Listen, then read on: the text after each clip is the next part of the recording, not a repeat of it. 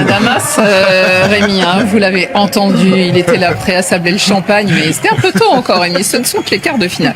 En tout cas, ce sera dans le magnifique nouveau stade de Santiago Bernabéu. On a l'impression d'un vaisseau spatial posé au milieu. Ceux qui nous regardent peuvent voir ce stade absolument incroyable au cœur de la capitale espagnole, donc pour le Classico.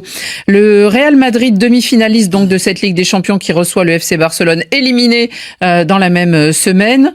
Et le Real pourrait gagner son 36e titre de Liga. Les deux équipes, Rémi, elles sont donc dans des formes complètement opposées. Les merengues, alors, ils ont quand même souffert pendant 120 minutes, même s'ils sont qualifiés. Les autres, ils sont un peu engueulés à la fin du match, les Barcelonais, on va y venir. Mais est-ce que, selon vous, je me demande si je dois poser cette question à Rémi, parce que je crois que je connais déjà la réponse, mais bon. Est-ce que ça va être un match à sens unique, Rémi? Oui. Je vous prends juste, nous sommes au camp. Ils ont gagné 2-1 au match aller à Barcelone. Minute. Ils ont gagné à la dernière minute sur un but contré, un tir contré. Mais ils ont gagné. Donc c'était pas la démonstration qu'on pourrait penser. Bon, c'est bien. Et la Super Coupe, qui l'a gagnée? La Super Coupe, c'est une compétition de gala. Non, mais c'était la Super Coupe. C'était le Real. Oui, non, mais Rémi, c'est même pas en Espagne. C'est 4-1. C'est-à-dire qu'aujourd'hui. Non, mais parlez-moi du match mais puisque c'est les deux équipes-là, on parle de la tendance, même depuis le début de la saison. Quand vous parlez de la vraie compétition, parlons de la Liga. Au niveau de l'attaque, on me dit que le Real n'attaque pas. Mais le Real a la meilleure attaque par rapport au Barça, avec 5 buts de plus.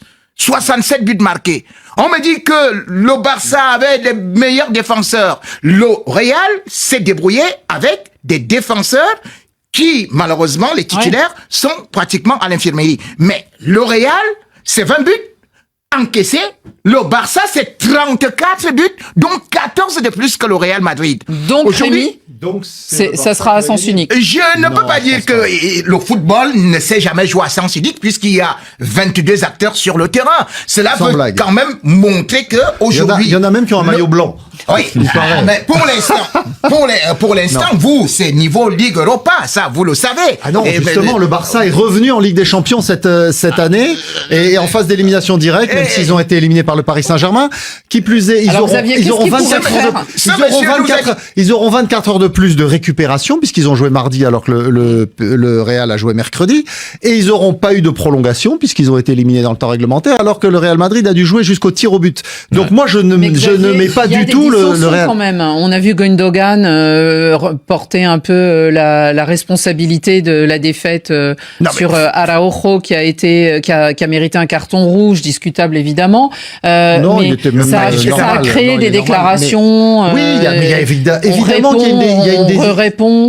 qu'il y a une déception Xavi à Barcelone. Qui a complètement perdu les pédales, son adjoint aussi. A été expulsé. Il n'y a pas de sérénité pour aborder un Classico. Non, sur ce match contre le Paris Saint-Germain, effectivement, le Barça est passé à travers parce qu'ils avaient gagné, on rappelle, le match aller à Paris, et que là, ils sont éliminés au Camp Nou. Donc forcément, il y a de la déception. C'est normal qu'il y ait du mécontentement. Heureusement, si les joueurs n'avaient pas réagi de cette façon, ça voudrait dire qu'ils seraient... Alors, c'est justement l'occasion de se reprendre. Tout de suite après cette déception, ils ont l'occasion de frapper un grand coup en allant empêcher le Real d'être champion dès ce week-end. Donc bien sûr que moi je crois que ce Barça n'est pas battu à Madrid, même si on sait que c'est toujours très compliqué de gagner là-bas, et j'ai eu l'occasion d'expliquer maintes fois pourquoi. Mais le Barça, avec cet esprit de revanche, avec la dynamique qu'il avait montré lors des derniers matchs, eh bien je pense que malgré cet accident contre le Paris Saint-Germain, il n'est pas du tout victime expiatoire à Madrid. Avant de vous donner la parole, Benjamin, vous ferez l'arbitre. Trancher, du coup. Voilà, exactement, entre les deux. Que nous disent nos auditeurs, parce qu'en général, le Classico les passionne, Victor. Il y a certains auditeurs qui ont déjà tranché, à l'image de Khalid, qui nous dit: dans le football, tu as deux choix. Soit tu optes pour le Real Madrid, soit tu décides de souffrir. Xavier Barret a choisi de souffrir éternellement. Bon. C'était bien dit. Pendant quelques années, c'est le Barça qui donnait les leçons au Real. Non. Si. Attends. Combien de fois ils sont allés gagner à Madrid en faisant des démonstrations? Non, mais une chose, Xavier, il a des arguments. Une chose est là, c'est que quand tu regardes le nombre des ligues et quand tu vois aussi au niveau de l'Europe, comme je dis cette fois-ci, vous voyez quand même une équipe comme le Real. La parole est à Moukandj, à Benjamin Moukandj. Avant le début de l'émission, je pensais que j'allais être contre Rémi, mais voilà.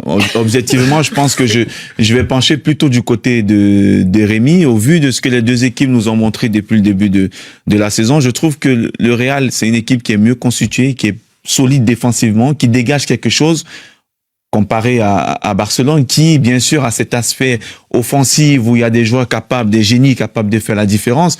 Mais on sait que quand on veut aller loin dans une compétition, la meilleure attaque, c'est d'abord la défense. Et aussi, à l'aspect, Xavier disait l'aspect du match de Ligue des Champions, ils ont joué 120 minutes. Moi, j'en ai joué des derbys dans des clubs où j'étais. Honnêtement, Annie, même si vous avez joué la veille et qu'on vous remet un derby 2 jours après, je vous rassure que physiquement, vous n'y pensez même pas parce que c'est un match, c'est le match des supporters, c'est le match de l'honneur, c'est le match de la fierté. Et quand on arrive à ces niveaux-là, je pense que les joueurs du Real ne sentiront même pas la fatigue. Ils vont essayer d'enfoncer un peu plus Barcelone, malheureusement, parce que pour eux, aujourd'hui, ce match-là, c'est d'abord l'orgueil. C'est de les mettre ils sont à 8 points aujourd'hui, c'est de les éliminer complètement. Je pense que pour le Real aujourd'hui, ne même pas voir Barcelone en Ligue des Champions, ça serait bien. Maintenant, il y aura peut-être le sursaut d'orgueil. Il y aura le sursaut d'orgueil de la part de Barcelone parce que il faut essayer de garder cette deuxième place parce que le Real sera probablement champion. Ça, c'est juste une question de temps. Maintenant, pour Barcelone, il faut essayer de garder cette deuxième place parce que derrière, il y a 2 autres équipes qui poussent. C'est la 32e journée. Hein. Il reste encore 6 journées dans cette compétition. Donc, ça sera effectivement quand même un marqueur avant la fin de la Liga. Victor, il y a quand même des supporters du Barça. Oui, il y en a aussi, et puis il y en a qui sont ni supporters du Real ni du Barça. Mohamed nous dit le mental et la déception du Barça peuvent le desservir pour ce Classico. Le seul hic, c'est cette débauche d'énergie du Real. C'est vrai que jouer 120 minutes. Ce n'est pas seulement 120 minutes, c'est que effectivement là, il a un peu raison. On a déjà quand même un joueur qui a raison, Xavier. Xavier un peu, oui.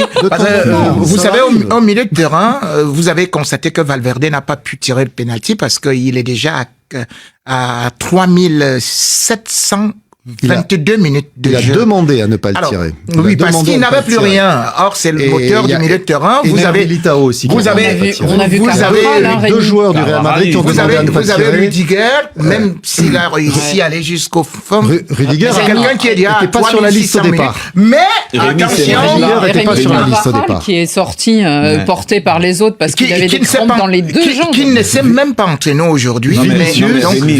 Mais cependant, bien évidemment, cependant, avec ce Real, il faut aller jusqu'au bout et ils n'ont jamais lâché parce qu'il y a un proverbe africain qui dit on reconnaît l'or dans le feu et l'homme dans la difficulté. Bon. Le match sera donc dimanche soir. Ça sera en fin de week-end et ça sera très très intéressant de suivre tout cela. Rappelons aussi que le Real est invaincu sur sa pelouse dans cette saison. Peut-être qu'ils feront match nul. On verra. Allez, on passe en Afrique parce qu'en Afrique, on en est déjà au stade des demi-finales pour ce qui est de la compétition continentale. Merci d'avoir regardé la vidéo. On vous donne rendez-vous à partir de 20h le dimanche.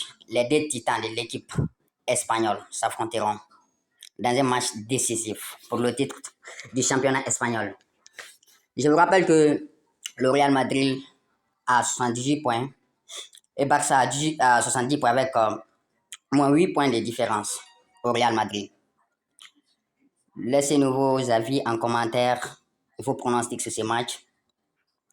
Personnellement, je pense que, ce match-là sera très difficile pour le Barça. Vu la situation actuelle de l'équipe, impossible départ aussi encore en vue du sélectionneur, tout cela à cause du problème psychologique à des joueurs pour maintenir le cap. Nous avons déjà vu le match contre le Paris, comment ils ont complètement abandonné le jeu. Nous craignons que cela se produise lors du match contre le Real le dimanche. Voilà. De toute façon, le Barça est très mal parti. Surtout la défaite même au Camp Nou a donné du très mauvais espoir aux joueurs barcelonais, surtout à des supporters barcelonais.